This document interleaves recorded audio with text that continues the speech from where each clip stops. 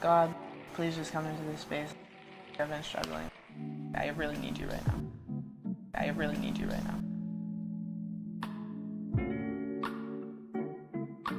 I heard from God. I heard from God.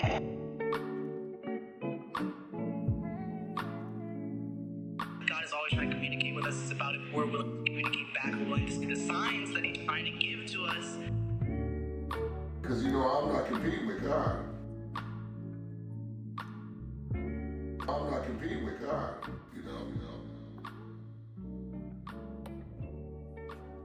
Okay, perfect. Okay.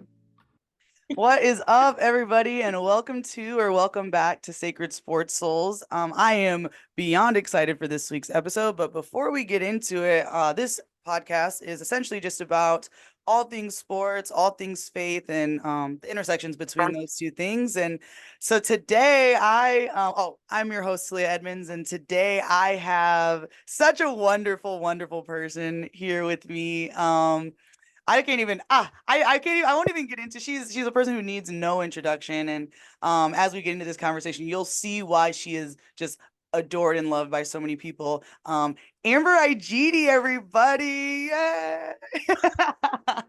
Hi, Amber. Talia, I'm so excited to be on this podcast. For everyone that doesn't know, or Talia, you probably don't even know, but I've texted everyone when you first started episode 1. I was like, I need to be on this podcast. I need to be on this podcast. And then I texted you and was like, oh my gosh, Talia, I need to be on this podcast. You said, whenever you come to Hawaii. I was like, Zoom exists. So we're going to do it.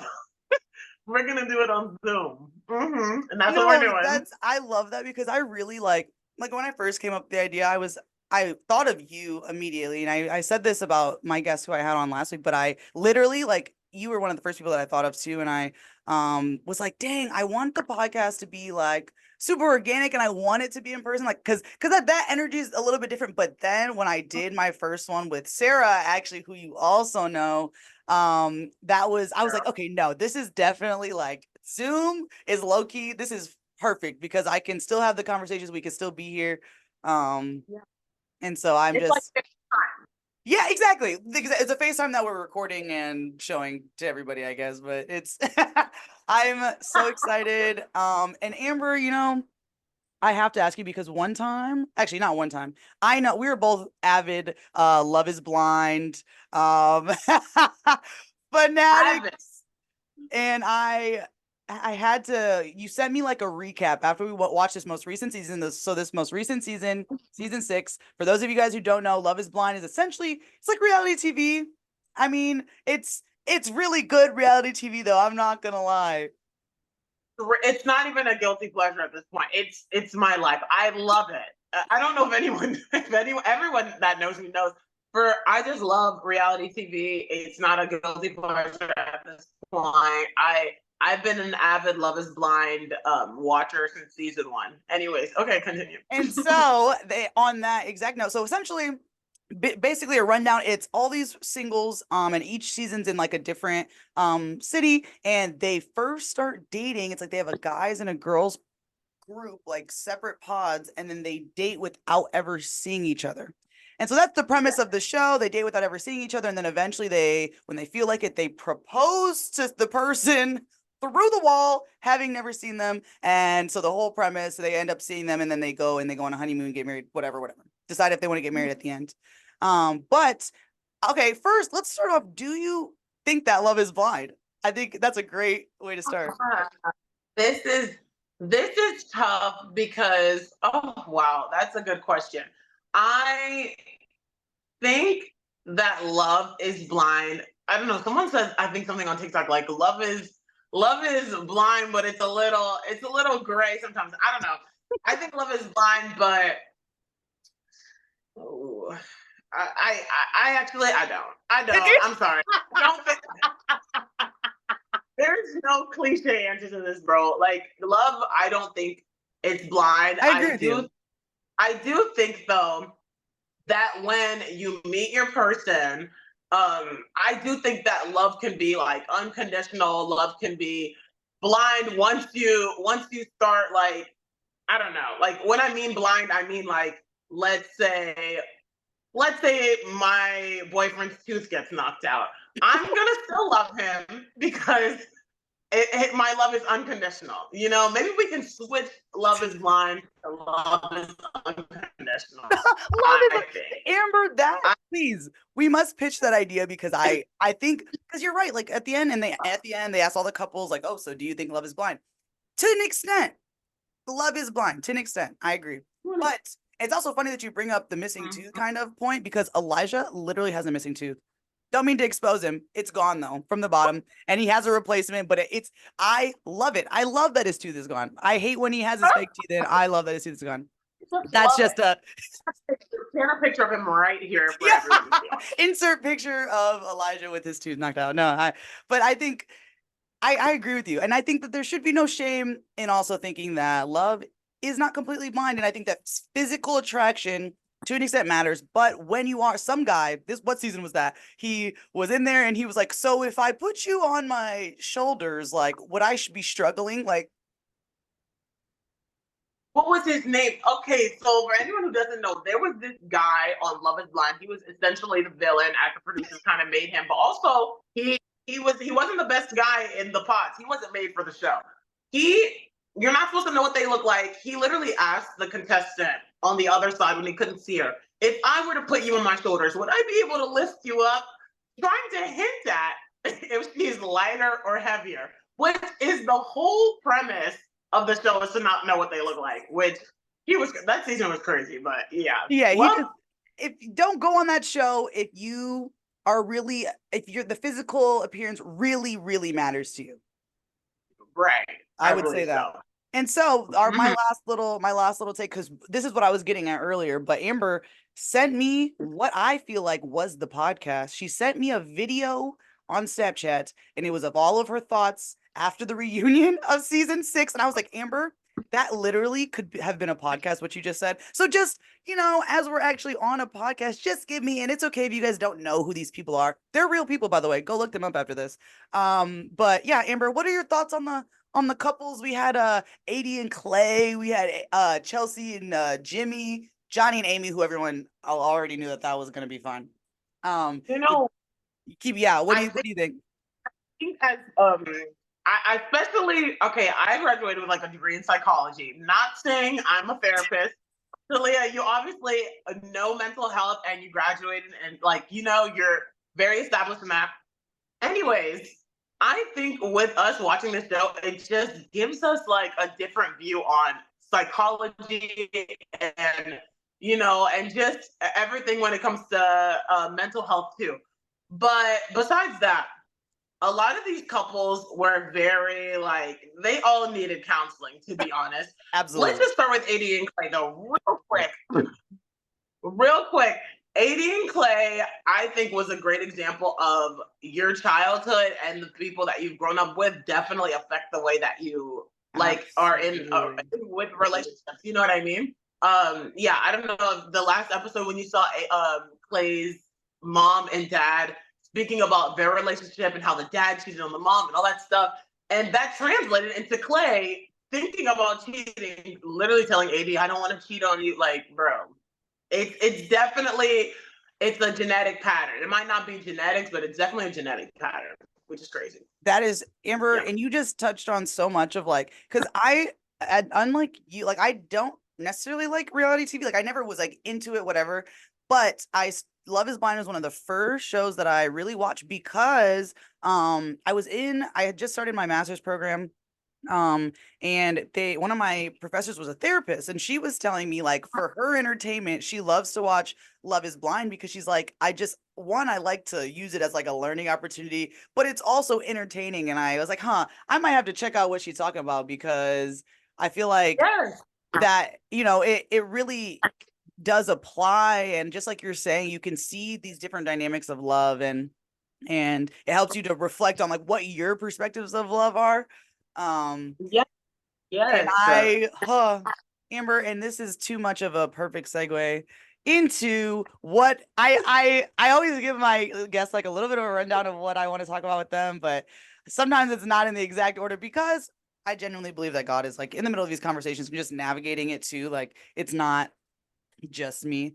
But Amber, we got to be teammates and we got to not only be Great value. teammates, but be really good friends and see each other on, off the court, like essentially every moment of every week we were together. And so I don't know. Can you just really quick to describe what your time with Hawaii volleyball was like? And then also I want you to just talk a little bit about our very, very special team that I feel like we've had in at least my 2 years. And it was essentially the same team for 2 years, with a couple pieces switching it out. But yeah, just touch a little bit on that. I know that was kind of a lot, but No, but yeah, my Hawaii experience was it was amazing. It was God sent. I always tell people I was meant to be it like I was meant to go there for college and to play volleyball there. And I don't know, the culture was like no other and the team was like no other. I genuinely believe that. And I don't know, my first, second, third, and fourth years, and fifth years, don't forget that, was all like to me equally special. You know what I mean?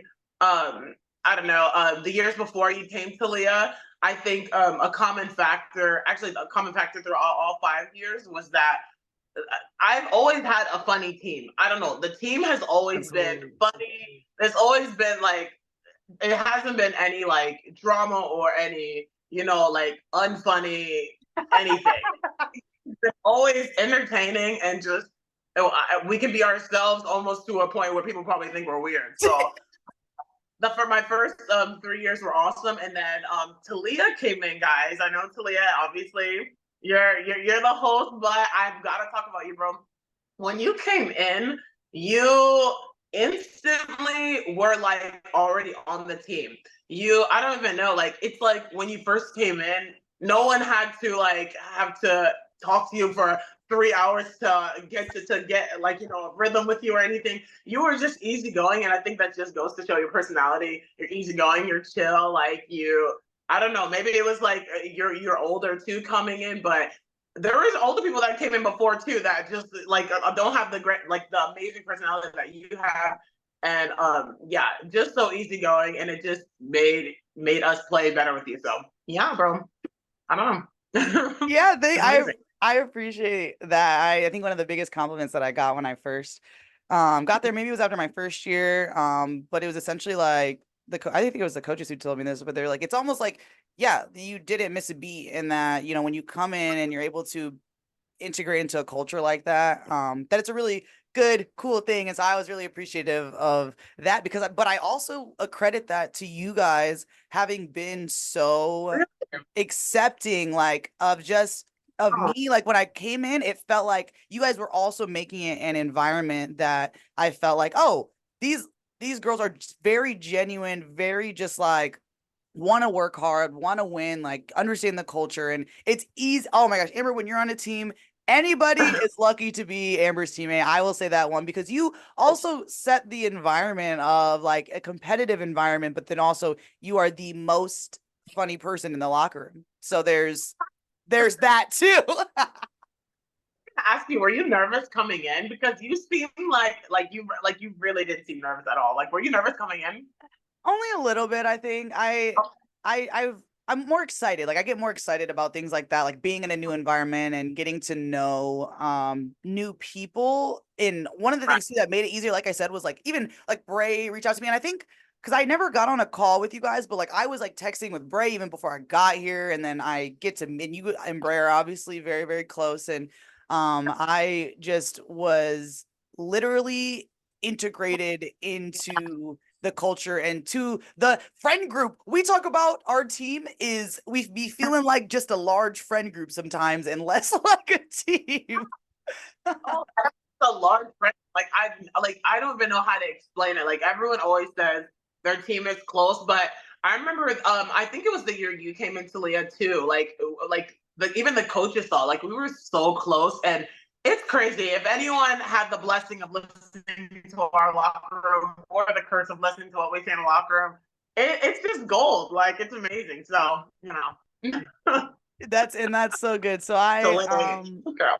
I have just this so talk a little bit about your last season, because I think that that's something that you were our senior class was wonderful and great, and there's nobody, we talk about that all the time, like there's nobody I would have rather ended my career with.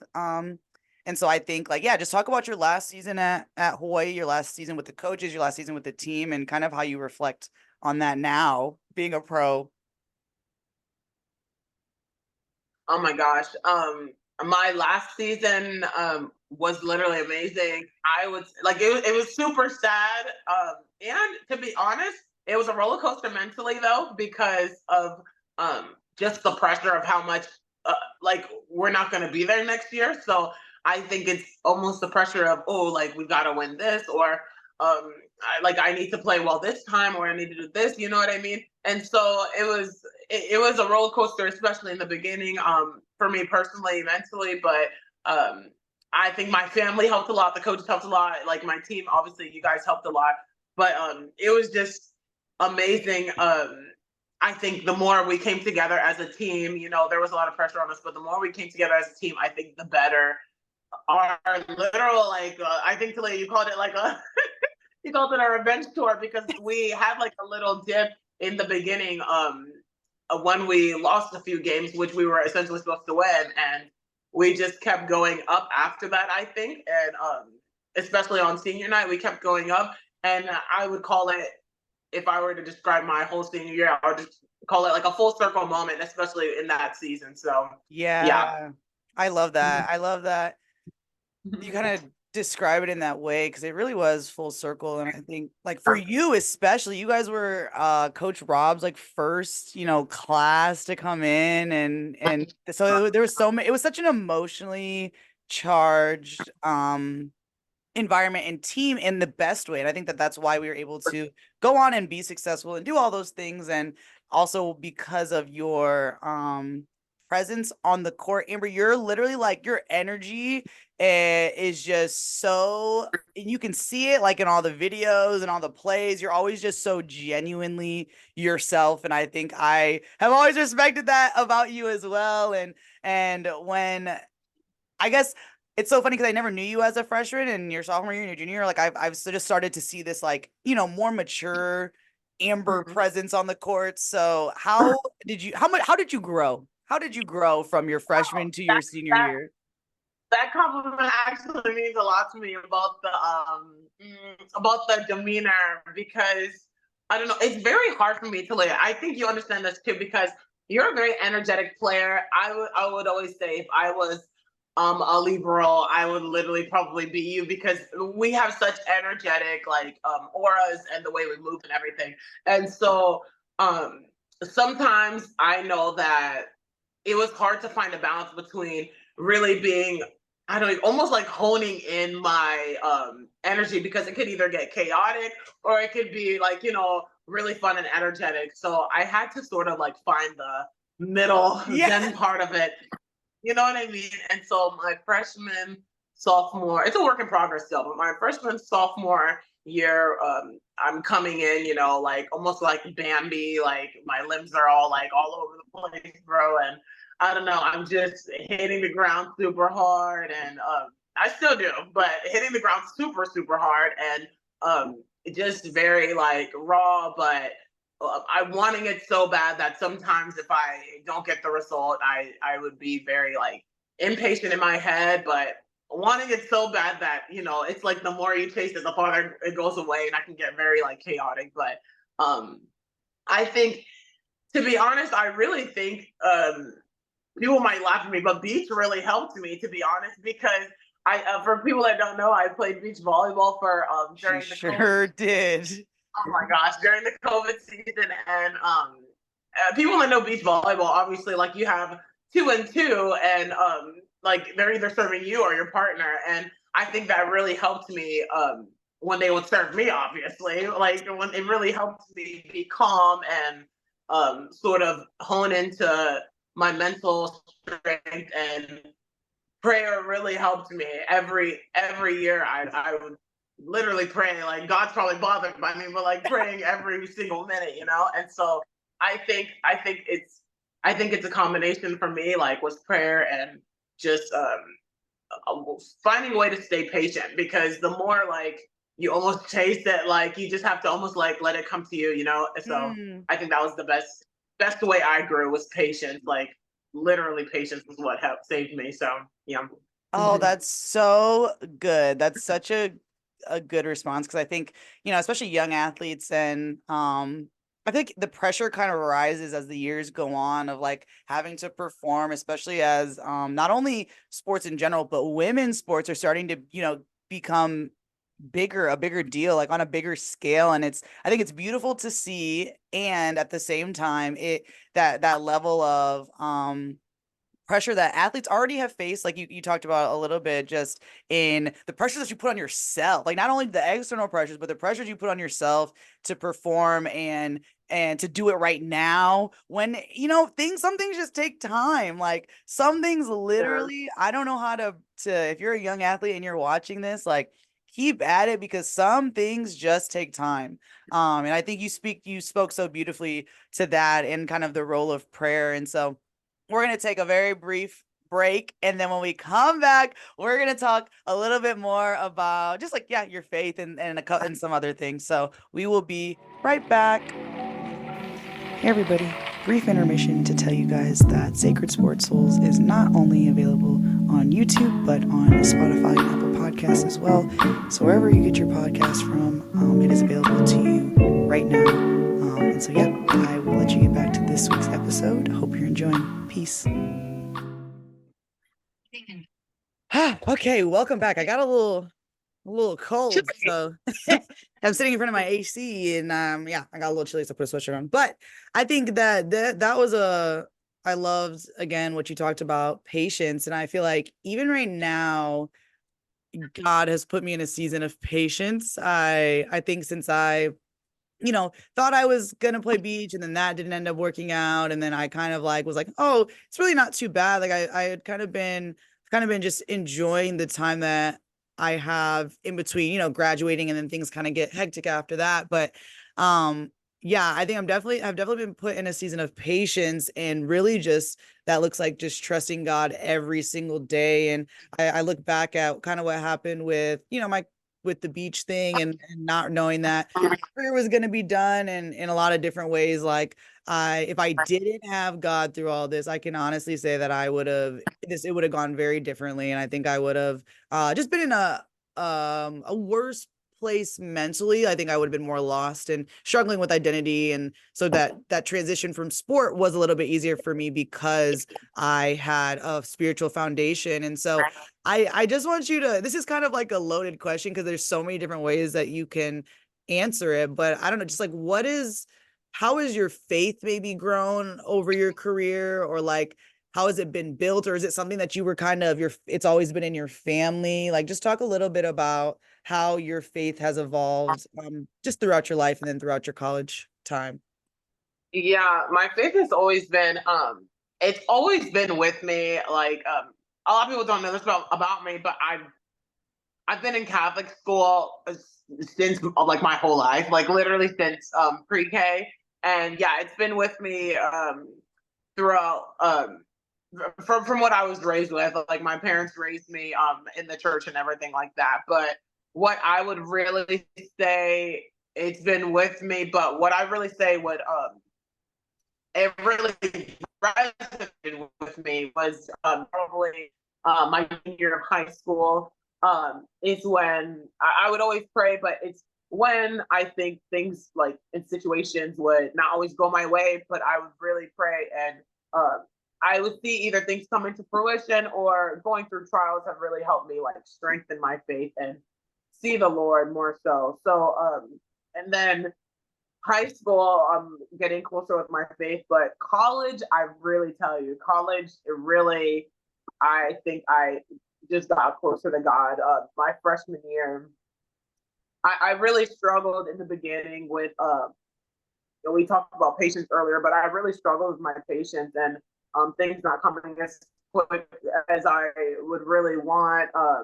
And keep in mind, it was only like 2 weeks to where I wanted things to come so quickly, but in the moment, it felt like years. And so I was quite literally, I don't even know, I probably have the screenshots from 4 years ago, but I would quite literally like screenshot passages from like my Bible app and like read them every day and like pray. And I don't know if the Bible app listens or whatever, but like the passages would really resonate to what I was going through, and I'm like, that has to be God listening. And I really got closer to God when I saw how He was there for me throughout the trials, and me always making it out on the other side is what really uh, almost like keeps my faith. So yeah, and then throughout college is what really like drove me. My faith is what drove me, and going into pro season, oh my gosh, I really needed the Lord there because I knew I was going to need patience,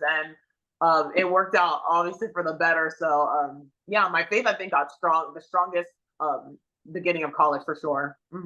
That's so, I think you have such a unique perspective, because a lot of the people that I talk to who aren't necessarily religious, they also have maybe had experiences like growing up in Catholic school or growing up in church, and they just hadn't had the best experiences. So to hear you say like, oh, actually, that's a big reason why you have this foundation of like you being a freshman in high school and like being like, huh, I'm gonna like start taking this God thing seriously. I feel like that's such a mature and interesting perspective of it, like just in general. And so I don't know, like did you just have a good experience, would you say, through like Catholic school or like in the church? Yeah, I honestly like had a great experience. It was almost so, and it sounds bad to say, but it was almost so like I was taught so many things and was had such a fine experience that I almost I almost was like, okay, it like I don't want to use the word boring, but I almost was like, okay, like I'm in this place where I really want that breakthrough to really feel Oh who the my God. Lord is.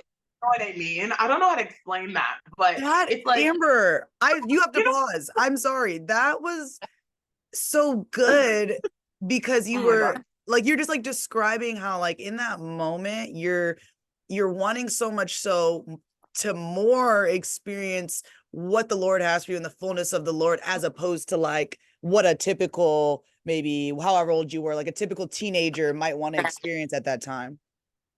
Exactly, bro. That's okay. That's exactly what I mean. Like it's like the typical, you know, okay, raised in Catholic school, obviously, like I say my prayers, go to church, everything like that. But yeah, it's not even the word boring, but wanting a breakthrough is what exactly, like, we're seeking more is what is the phrase that comes to mind when you say that. Like yeah, I probably think like, oh geez, like everything was just like so like robotic, but I was just seeking more. And I think when you seek more, I don't know, when you seek more, then probably some trial, when you notice some trials happening, and then you get, you notice trials happening, and then you see God even more. So, yeah, I think that's the phrase, is what I want to That say. is so, Mhm. oh, that was like such a moment, because I think for me, when I look at kind of like my walk and my journey, and it's crazy because it was only like a year ago, and I say that all the time on this podcast, but I really like, it had kind of been in my life and things like that, but I had never reached that point of wanting a breakthrough, like wanting to more seek what God might have in store for me than what I know is in store for me if I like go and do worldly things. Like I Yeah. had that level, it has to outweigh like your want and your willingness to seek out God has to outweigh your want and willingness to seek things out in the world. And I think that, but that moment is exactly what how you described it. Like it's a breakthrough. It's a breakthrough. Epiphany, literally. And so I think, because I think that too for me, when because okay, I actually will go into this aspect of kind of our last season. And I remember you had briefly, we were in the locker room, and you had briefly brought up how you guys used to do chapel sometimes before games. And as I was, you know this too, just by being there with me, but like as I was kind of getting into my walk, I was like, I think we should bring that back. And you're like, we definitely could do that. Like you're like, we definitely, like, I'm gonna just hit him up and we'll see. And this is like end of the season. Like we maybe have like what, 3 games left. But your willingness to be so open about your faith inspired me, and like helped me to be more bold and even just like like thinking of, oh, maybe we should do this thing, like, or maybe, you know, like, because I feel like bringing God onto the team and like talking openly about God is like an interesting thing, because you like to respect what everybody else's beliefs are, and absolutely we love each other regardless. But I think, yeah, I don't know, like what was, because then we ended up doing the chapel, and it was actually amazing because we would also start to do like some small groups, and we were just sitting and we were talking about God like towards the end of the season, and that group that we had started with like started to grow a little bit. And I don't know, like what is it kind of like to just see God moving in spaces that maybe you didn't necessarily think he would be moving in? Yeah, honestly, like it was almost like the birth of something great because us two literally just talking about it. We had our chapel, and I don't know if you were surprised, Kalia, but a lot of people showed up to the first chapel that we wanted like to attend. And so it like birthed into something even better, like when we traveled on away trips. Me and Talia would just be there, and everyone else would be there, and a few others. And then we had another one, I'm pretty sure. So it just burst into something awesome. And the reason why it's so beautiful, honestly, is, and it sounds corny, but I don't know if a lot of, I don't know, everyone says, you know, come as you are and everything like that. But we truly wanted everyone to come as they were with whatever level of their walk they were in, you know? And so I think it was really cool to see that and see the way people think and reason as to how far they are with their journey with God. So I think it was really cool. It opened my eyes to a lot of things, and I think honestly, other people helped me, and I think we also helped other people. So it was really cool. No, and I 100% agree, because it was crazy that we were doing it then, and I genuinely think that it had a direct correlation to how we were feeling on the court with one another, and just how we were approaching, you know, going into the gym and things like that. But what even cooler about it is that is actually kind of what sparked. So now Elijah and I, through our church, have a co-ed athletes small group. I see that. Yeah, I and love that. we've been doing it every Tuesday for the last I'm maybe so like jealous. 10 weeks, and our small group on our team like is essentially what motivated me, or like what God put on my heart to like start it with other athletes. And it's been amazing, like in the sense that it's the people who want to be there and who feel like they want to continue to see God out there.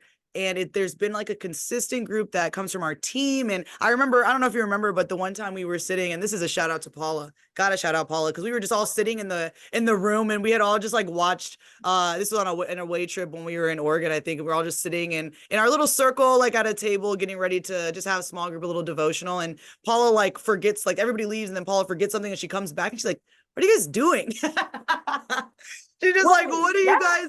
And we're like, come, just sit down. You can listen. You don't got to talk or anything. And now Paula is like one of the most consistent people to come to this small group, along with like Jason and No Keaton and Stella. Yeah, yeah, you would be so happy to see kind of where everybody has grown from, because even in the short amount of weeks, actually from that time that they came to small group at the end of season to where they are right now, just in talking about their faith and understanding their faith, it's been amazing to see God working in their lives. So you played a part in that, Amber. You played a part in that. No, no way. That's actually wild because that's actually funny. I really hope Paul's watching this because when she came in, she was like, "Oh, I forgot something," and we're all like staring at her, like, "Come in!" And she literally sits down and she speaks during it, which is so cool, bro. That is so cool that she. Oh, I love that. I'm gonna have to text her. I love that. Yes, you absolutely. Wow, look at that.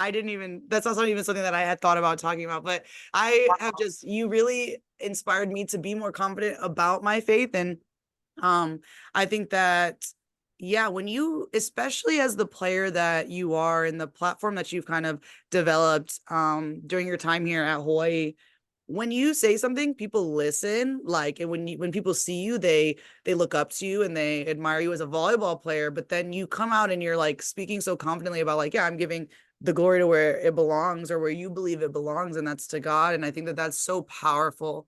And it's cool to see that there are a lot more athletes doing that now. Have you like noticed that there's a lot more athletes being outward? Yes, I totally noticed that, and not even just athletes. See, it's almost like coaches too. The coach from South Carolina, like coaches are even like speaking their truth. And the reason why I think, and if you agree with this too, the reason why I'm more comfortable now, than what you've seen before, because I used to not be as comfortable because I felt like it made other people uncomfortable.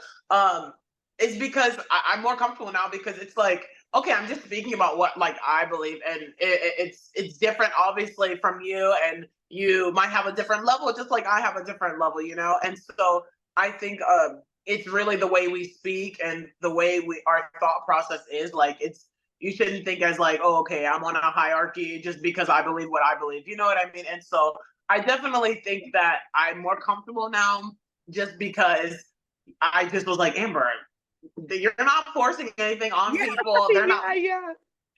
they're not forcing anything on you. They don't care that, you know what I mean? Or it might change the perspective. So I think it's really cool just to say like how things have affected me, and maybe it'll help other people for sure. So, you know. That's so good too. I just had a conversation yesterday with one of my best friends, and we were talking about religion. We have different kind of beliefs on religion and spirituality, but one of the things that we did talk about was kind of like how I've grown in that exact same way. I absolutely relate to everything that you just said.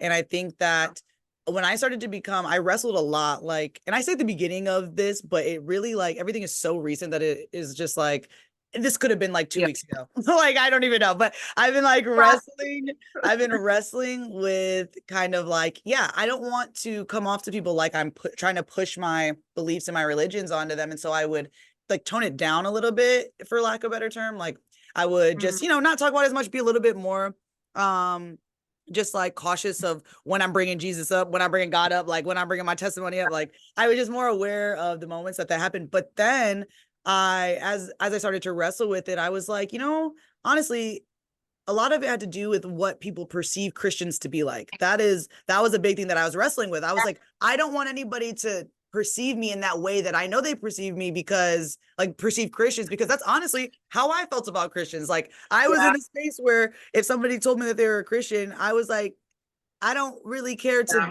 know about that. Like, it put me off. But I realized that when we talk so openly about what we believe, what I believe, what's real in my life, like what God has done in my life, it may make people uncomfortable. It doesn't always, though. Like, in some ways, like, it opens up a space actually to talk about God. And because people are mostly curious, I think, like, as what I've realized is people are actually mostly curious about how you can be so strong in a belief. And I invite that curiosity anytime that I have a conversation.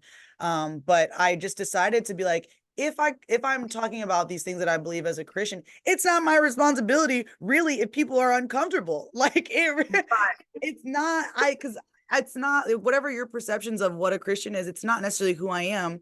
And it's up to you to kind of confront those things. And that's what I was telling my friend yesterday. I was like, I feel like when I'm so outward about my beliefs, it makes people confront whatever kind of prejudices or beliefs that they have about Christians in general. And I think that you can definitely understand that, being Catholic. Yeah, I was about to say, girl.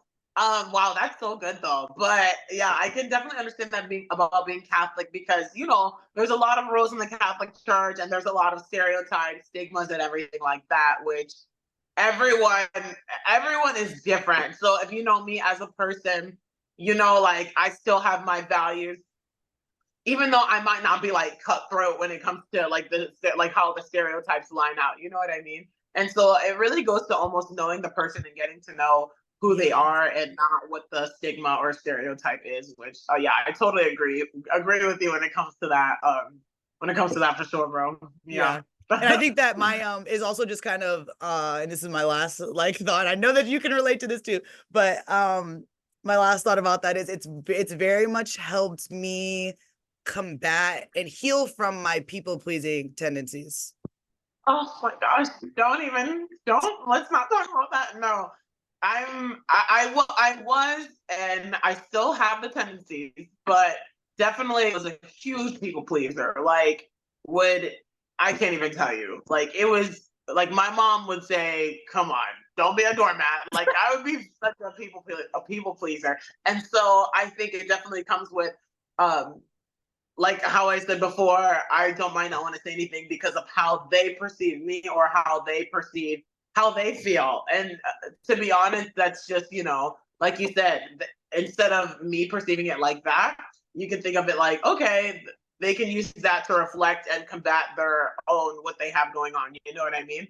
So, yeah, I think that definitely you're totally right. People pleasing, it definitely helps with that because it's almost like a knock to your faith or what you're really trying to preach. If you're really concerned about not how people, if they're uncomfortable or not. Obviously, I'm care people are comfortable, but you just can't really almost put other people's views above what you believe. You know what I mean? And so if that's what's stopping you, then it really shouldn't. So Oh, that's great advice. Great advice. That was a word. And so that actually perfectly also leads into this next kind of lines of questions that I feel like I have for you, but it stems from a very specific story. So I'll actually have to tell you this. And this is like, because I've talked about how Amber is this amazing person, and she doesn't always like to hear that because she's also very humble, and she also doesn't like to hear that. So it's like Amber is extremely humble. But I was sitting down with Ellie one time, and me and Ellie's my roommate that you guys all know. She's also been on this podcast. If you've seen it, if you haven't seen her episode, go check it out. It was a great episode. Yeah, my roommate Ellie, we were sitting in her room, and I was telling her that I was gonna have you on the podcast, and I was like, Ellie, what do you think I should talk to Amber about? And she sat there and she thought about it for a second, and she was like, I feel like you should ask her about kindness. Oh, that's a good And I one. said, she was like, Amber's just so kind and has always been so kind. And she was like, I feel like you should just talk about that with her. And I sat with it, and I was like, Ellie, that's perfect. That's like the most perfect thing, because you are like just so genuine, so kind. And you know what? Like I've been trying to, I feel like we just talked about people pleasing and walking that line, but also like I feel like there's a line of humility, but there's also a line of like just being honest about this is who you are as a person. And so I also feel like I am a kind person, and people perceive me that way as well. And I pride myself on that too, because that I feel like kind to me is just like creating a safe space for people. Like that's kind of how I define it. But I wonder, like, what are your thoughts on the fact that a lot of people perceive you as being very kind? I don't know. It's like, oh my gosh, I almost got emotional talking about it because I don't know. I think that growing up, just bringing back the people pleasing thing. I really dislike seeing people come uncomfortable.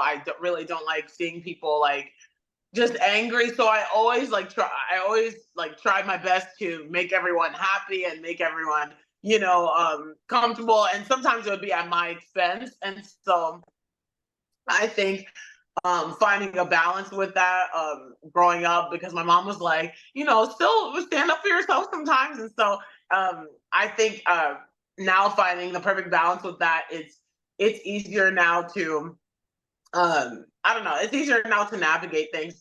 But to be kind, I don't know, it's almost like to it almost goes along to what I want to be when after I'm done playing, like a mental health therapist or a counselor, because I just love listening and I love helping people with what they're going on, anything that's going on with them. And so I've been doing it since I was literally younger. Like people would just come and tell me things, and I would love to listen. And if my advice isn't good, sorry, but I just love giving my advice, and and I love like trying to help people, and so I think that's the best way.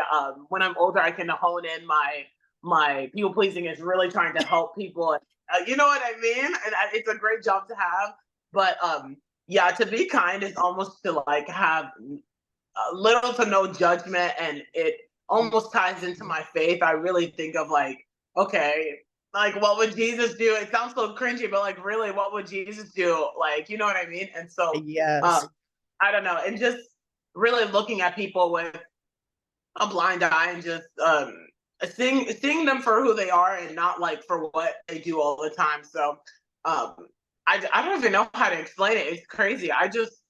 I hate being mean to people. I really hate mean, anything mean or mean to people, obviously that's different from standing up for yourself, which I'm learning. But treating people with kindness is great because my parents always tell me you never know who you're going to need help with, down the line. So I think, however you want to be treated, you really should try to treat people like that and treat how they would want to be treated too. So it's so weird to explain. Like, how would you even explain kindness? I don't even know how You to. just hit it on the You know what nose, I bro. You touched on, because I think it's a very broad, there's not really mean? a way to explain it, because I just like you talked about, and this is gonna sound, like Amber said, a little corny if you don't believe in what we believe. What would Jesus do is like Jesus was the most kind person. Yeah. And I think that's a big part of both of our faith, as different as like the little kind of like how you worship and things like that, like in terms of like your denomination, and that's a whole different thing. But it's all essentially Jesus was like, we try to replicate our life after Jesus because he was such a great person. And it shows that all over scripture. And so I like really it's fun. I'm glad that you said it, even if it sounds corny, because I think that cliches are cliches for a reason. Like, if people be saying like, what would Jesus do? It means that it has some validity to it, I think. And so you spoke so perfectly to that. And you know what? It's funny too, because I also want to do work with people with mental health. And I was thinking, as you were talking, I was like, I've been doing this my whole life. I might as well get paid for it now. I might as well. And I love it. Yeah. Literally. And it's something that we enjoy doing. It's not that I, just want to make a profit off of it. I genuinely, like you said too, and I know that you have such a heart for that. You have such a heart for listening and a heart for helping. And I think that, counseling, therapy, like whatever that looks like, you're gonna be great at it. And so I kind of we're going to circle back to a little bit at the beginning. I have to give you these couple of minutes, because this has also been how I can see like growth and transformation in your life. Because for those of you who don't know, when we go on road trips, we be in a van. We're in a van. There's no bus. We commercial flight, and we hop in a van and we drive to wherever we need to go. So we spend a lot of time, and I love the van style. Because I came from Michigan State, where we had the bus and we had the charter flights, and the van is just way more intimate. Like you're forced to, in some vans, Kuma Mobile, shout out, you can't have headphones. And so we just chatted up. And one of the conversations that we had, and I'll never forget this conversation, was my first season here.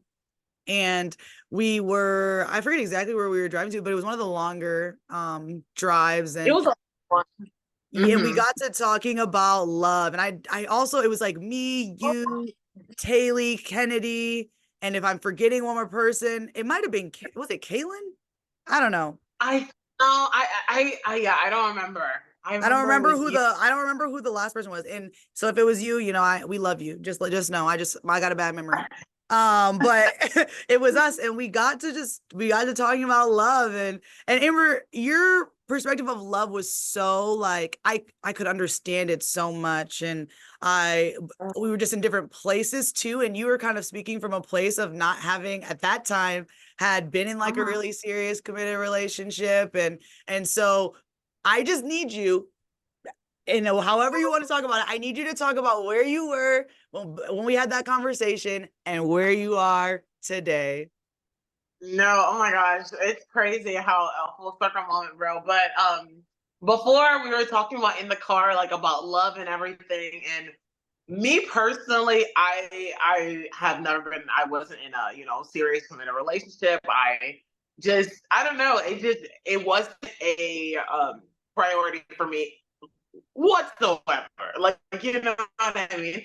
And so I really think that what changed was finding my person. You know what I mean? And I think you can probably attest, you can for sure attest to this too, because me and you were literally on the same side of the spectrum when it comes to this, because we were just like, okay, like anything is a priority but a relationship right now, or just, just different views for me. I don't know. I just obviously your career and everything with that is high up on the list, but I just didn't even see like I saw marriage like 50 years from now, and I don't know when I find him, I find him. If I don't, I don't. And so it just I don't even know if you remember some of what I said, so people can get a grasp of it. But it wasn't Yeah, it you wasn't any- were just it really wasn't a priority, and you essentially were just kind of speaking to like the when you love somebody so much, when you love a lot, you could only imagine what the heartbreak is like that comes with that. Oh, yes. Okay. So perfectly awesome. So what I was explaining to everyone in the car, which some people didn't get, but what I was explaining to people in the car was if you I did not want to be in love just because I didn't want the heartbreak. So it's like, what's the point of what's the point of loving? It sounds so dark. What's the point of loving if you're gonna have the heartbreak? Like I truly have never had um my heart broken by like in a serious relationship. So I'm just like, what's the point in having one right now? And so that changed pretty quickly. When I met Like, wait, like, right, like after that, which is so funny. Like, it was pretty much after that you were kind of just like, perspective. which is quite it was quite crazy because I don't know if people seen The Office, but like how the tables have turned, bro. Like it's crazy. So I met Jay and we've been together for about like a year and we're about to make 6 months, a year and 6 months. Hey, But he just I met him and he's just like my spirit animal. Like I don't know, like I'm very loud and he's quiet, but he balances me out. And more importantly, what the most important thing is, like he just reminds me of my dad. Like I see my dad serve my mom all the time. Like he not even just like with paying for things, but just like doing things out of service and trying to make her feel comfortable. And I see the same thing in Jay right now. And it's amazing. And that's what reeled me in. And I prayed for a man. Y'all be cracking up. Talk about y'all. Like, does he not make you laugh so hard? Bro, I always set for my standards like I need someone that's funny. I need someone like that has faith. And so I will never stop laughing. I think until we turn 80. Like I really hope this ages well because I love laughing. Like that's really the way to my heart. And sometimes to a fault where I can't take things seriously sometimes. But he matches my energy like completely. People say in couples a golden retriever and like what's it called? And like what's the serious dog called? I don't even know. Golden retriever, like a German and like a German shepherd or something. But we're literally both golden retrievers, so I think that's super cool. And yeah, and a big thing too is like me and him like we started our foundation with like praying every night, or like whether it's on the phone or we're together, and we go to church all the time, and I think it's super fun. We found like a fun church in Hawaii when he came to visit, and me and him like shared the faith. It's so beautiful to see because I really prayed for a man that I was like, God, I pray for a man that loves me the way that you love me, and so that's isn't that crazy? And that's the way I really see him. I don't know. It almost can make me cry. Like he really loves me, and I feel it. Like I really feel it. So that is such a beautiful thing. And it's beautiful for so many reasons. So many reasons because you were where you were at that time, and you're kind of in that place of like, I don't understand like what makes the heartbreak worth it. Like it just is, it seemed like a terrible thing. And we were all like, it is terrible. Like, the heartbreak part is terrible. But I think a big part of what you're saying is that I hear is you really set your standards. Like your standards were what your standards were. You knew you wanted a man of faith. Like you knew you wanted somebody to make you laugh. You knew you wanted somebody who would serve you like God serves you. And I think, and I love you like Jesus loves you. Like you had these standards that you weren't willing to compromise for. And I think that that's where, especially in our day and age, like people really want the relationship. They really want to find their person. They want to be with somebody that, they want to have the love that you have. And I think, when I hear people kind of like like navigating that, I think all I would say, and it's also hard because I am coming from, it's like we're just two people like in the relationship already, like talking to people who are like that want it, and you're like, hey, well, this is some advice that I could give you. They're like, I don't want to hear it from you. But I would say though that it really is like Amber prayed for a man like him. Like Amber prayed for this man and prayed for these things and was so patient and consistent. And obviously, there's some story in between there too. Like it's not all I prayed for him and then he popped up. Like there's not. Actually, I don't want people thinking I'm I don't even know, like Beyonce and Jay-Z. Like we're definitely not perfect. Yes. We would, but it's like the core values that outweigh anything that petty little things. You know what I mean? So that's what I'm in love with. So yeah. I'm also here to say that Elijah and I are also not perfect either. Like I think that that can also be, and no relationship that you look at on the internet, it's not anywhere near perfect. It's literally not. And I think that for me, having somebody to make me laugh, that was like I think whoever you can experience pure joy with, like the person that can make you laugh, the person that you love being in their space, that is potentially somebody that you can spend the rest of your life with. And so I love seeing it. Like I love seeing it in my friends, seeing them be in relationships that they're just like, there's so much joy and so much love there. I'm like, dang. And it's amazing because you had prayed for that. So I'm so happy for you.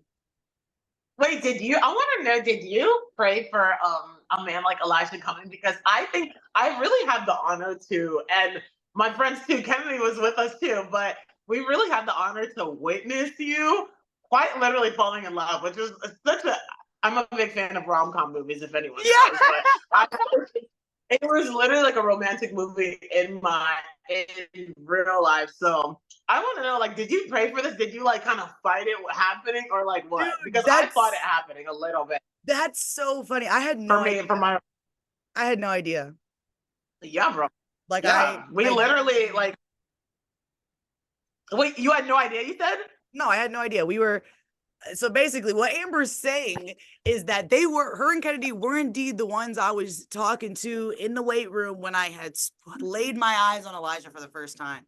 And I think that it is so, so crazy because you literally were there to kind of witness how it's all unfolded. And he's like, I think, who was I telling this to the other day? Maybe it was my brother, but he's such a good man. Like he's such a good man. Like he's a man that I want to be with, like that I want to like serve, I guess. And I think that that's what relationships are supposed to be. You're supposed to serve one another. And I could see me just like wanting to support him and him wanting to support me and in all of our endeavors. And I cannot emphasize enough just how good of a man I genuinely believe that he is. And then also I can't wait to see the man that he grows into. Like that's also what helps you stick around in the relationship too, is like you're like, man, you're gonna be like, I see all these amazing qualities, amazing things in you, and you're gonna be even more amazing than you are now. Like, of course, I want to be there. Like, but I love that. Oh wow, that's so good, Talia. Like I that's so good. And they say love like that, like you have no idea when it's happening, is like the best type of love. So I just want you to know too that everyone that I've spoken to too, like just sees it. Like you really can't fake. A lot of people try to like, put the perfect face on, but even if you're like struggling, you're not gonna put like a picture perfect face on. Like you'll just be open and honest, but you can still see the perfect love that you guys have, which is awesome. And you can tell that Elijah is a great guy for you. Like literally to the hair. Perfect. Get out of here.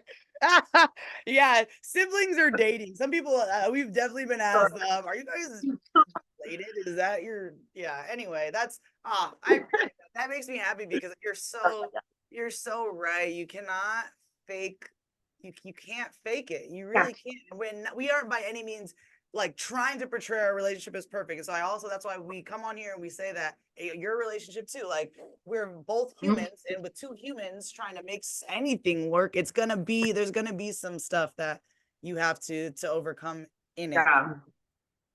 And so exactly.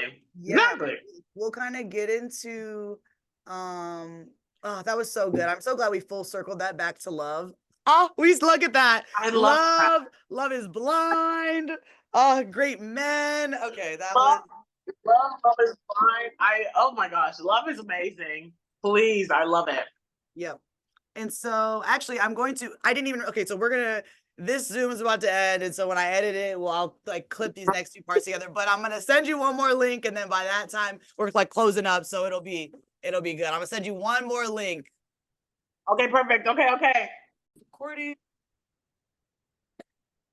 And so that was just such a good full circle moment, like we just talked about. So as we're kind of closing this up, Amber, I bet there are so many people. I bet a lot of people expected this to be more of like a volleyball podcast, but I'm glad that it wasn't. Like, this is like, I couldn't have asked for better conversation. And so this was amazing. And yeah, like I have to ask you, so you kind of like, when we got done with our senior season, your schedule was just so chaotic, just from as soon as we got done to when you had to leave Hawaii, so when you were figuring out where you wanted to go next. So give us like just a little rundown of how that all kind of went down, and then where you're gonna be maybe next. Yes. Oh my gosh. So, okay. So for anyone that didn't know, my dream has that I've been praying for was to play or start my career off, in Italy, and it was so much so where I was like, okay, I'll start my career off somewhere else, and then I'll end up in Italy. But I was lucky and blessed enough to start off my career and go in halfway to Roma Club's volleyball season in January. So right after UH season ended, still more volleyball in January, and then we finished about right now, and it was the best time ever. Getting to play with older women definitely matured me a little bit more, and definitely getting to play against the best people in the world was just, it was like an experience that I could not have asked for enough. And yeah, my parents loved it. They definitely missed me, but I absolutely loved it, with the food, the culture, my teammates. I made very close friends, and yeah, I couldn't have asked for anything better. Honestly, it was amazing. We have to. I loved. If you guys haven't, y'all. So Milana, who was with us my first season, my roommate, one of my really, really good friends. You guys got to meet up while you were out there. I loved that little collab. Just like, it felt like a crossover episode in another country. How was that? It was literally a crossover episode. She plays in Germany, and she came to visit me. When she told me she was visiting me, I literally started crying because I was like, wow, you're just so blessed to have friends that will, come and visit you. And so we had an amazing time that we got to share later. But literally crazy stories. But she came here for a week, and she watched me practice and everything, and my teammates got to meet her. She came out with us. It was the best time ever. And yeah, it was the best time ever, especially sharing it with Milana, who I was here when she first came. So it was super cool. And then I was blessed with for other people visiting me too. My boyfriend came and visited me. And my family is coming to visit me. It was amazing. So yeah, I couldn't have honestly a better experience. So You're very blessed. God definitely putting those pieces together. That sounds extremely fun. And so for those people who are, I guess, where are you right now? So right now I'm in Louisiana, guys, the South, to go 225. Yep. Mm-hmm. Well, amazing. And then, so because we got on the Zoom and all these different things, so we're actually filming this episode probably way before I actually end up posting. And so at this time, I'm going to ask Amber what she's doing, but you guys actually, there might be more of a little clarification by the time that this episode comes out. But Amber, what are your plans for, I guess, this summer and then next season? Yeah, okay. So my plans for this summer is to really train.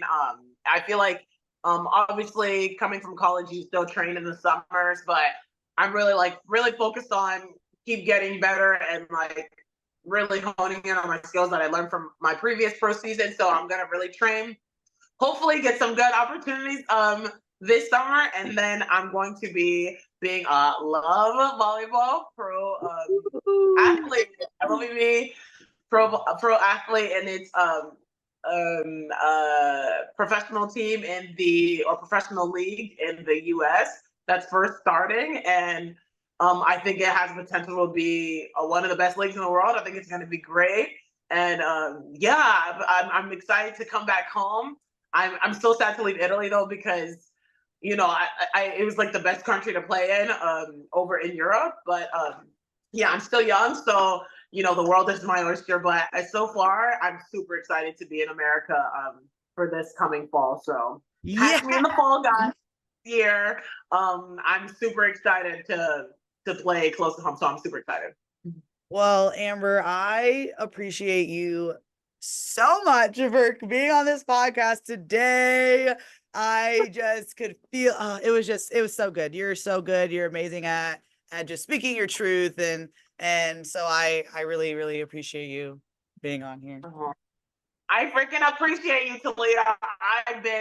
I have been wanting to be on this podcast for years, even though it's only been 6 months. I've been on this podcast for years, so I don't think you understand how honored I am to just be on the platform where you're sharing your truth, you're starting your truth, you're changing so many people and athletes, which is so important lives, and I think it's great. So, oh my gosh, hopefully a part 2, guys. Oh, absolutely. When Amber gets back to Hawaii, whenever she gets out here, I have some very special stuff planned, and this is actually also, I keep saying that it's a perfect segue because it is a perfect segue. But this is my actually season 1 finale. So Amber, you're the season 1 closer. It's been 10 episodes, and it's been an amazing journey. Like it's just crazy how from even episode 1 to where it was a whole different name, and now it's episode 10, and I've gotten to just have such wonderful and in-depth conversations with people that I genuinely feel like God has placed in my life for a purpose. And so you guys are getting to see that lived out in real time. And so yeah, and this is end of season 1. I'll have more details about what season 2 is going to look like. Season 2 is going to be guys, you're going to want to tune in for that one, because I have some big plans for season 2. And so I just appreciate everybody who has just supported the podcast, supported me, encouraged me as I've gone throughout this journey. And obviously I should have did this first. I want to thank God, because without God, none of this would have even been possible. So thank you everybody for watching today's episode. Thank you, Amber, and I will see you guys next season. Bye, guys.